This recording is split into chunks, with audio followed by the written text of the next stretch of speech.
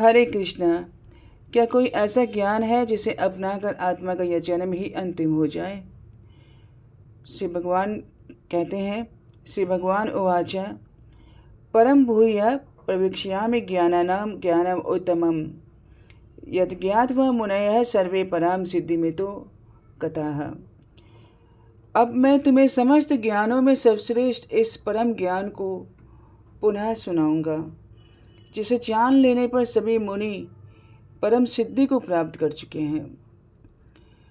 पिछले अध्याय में हमने देखा कैसे प्रकृति के 3 गुण जीवात्मा को बांधते हैं। सतोगुण ऊर्ध्व गति देता है, रजोगुण मनुष्य लोक में बांधता है और तमोगुण अधोगति की ओर खींच कर ले जाता है। अब प्रश्न यह है, इन गुणों से आत्मा मुक्त कैसे होगी, कैसे परम सिद्धि को प्राप्त करेगी? इसे समझने के लिए एक गहरा उदाहरण लेते हैं। जब तक लहर यह मानती है कि मैं अलग हूँ, तो वह कभी बहुत बड़ी और उज्जवल लहर बनती है, तो यह सत्वगुण है। तो कभी उग्र होकर किनारों से टकराती है, तो यह रजोगुण है। और कभी रेत पर गिरकर समाप्त हो जाती है, तो यह तमोगुण है। लेकिन जब वह लहर यह पहचान लेती है कि मैं समुद्र से अलग नहीं हूँ, मैं उसी समुद्र का अंश हूँ, तब जन्म और मरण का बंधन समाप्त हो जाता है। इसी प्रकार जब जीवात्मा यह समझ लेता है कि मैं भगवान का अंश हूँ, उनसे अलग नहीं हूँ, तो वह गुणों से परे हो जाता है। यही है परम ज्ञान और यही है परम सिद्धि। भौतिक सिद्धियाँ चाहे जितनी भी प्राप्त हो जाए, वे जन्म मृत्यु से मुक्त कभी नहीं करेगी।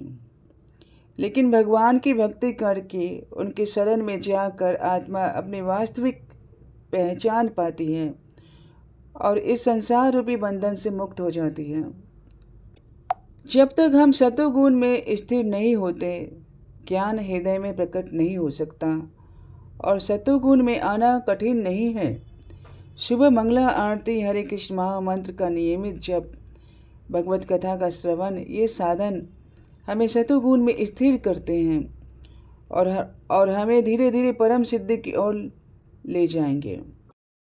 इदम ज्ञानम उपाश्रित्य मम सार्धम्यमागताः सर्गेऽपि नोपजायन्ते प्रलये न व्यथन्ति च।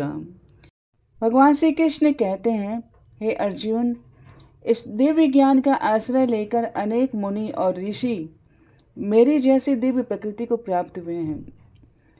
ऐसे आत्म साक्षात्कारी पुरुष ना तो सृष्टि के समय जन्म लेते हैं और ना ही प्रलय के समय विचलित होते हैं।